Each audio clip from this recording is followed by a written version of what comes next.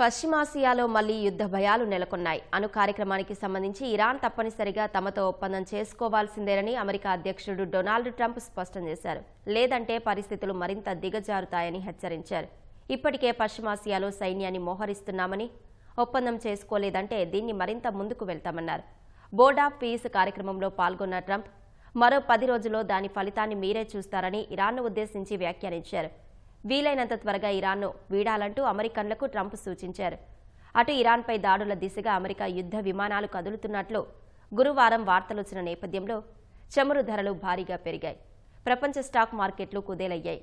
చర్చలు విఫలం కావడంతో రష్యా సహకారంతో ఇరాన్ సైనిక డ్రిల్స్ నిర్వహిస్తుండగా అమెరికా మరో విమాన వాహక నౌక యుఎస్ఎస్ జెరాల్డ్ ఆర్ఫోర్డ్ను ఇరాన్ సమీపానికి తరలిస్తోంది.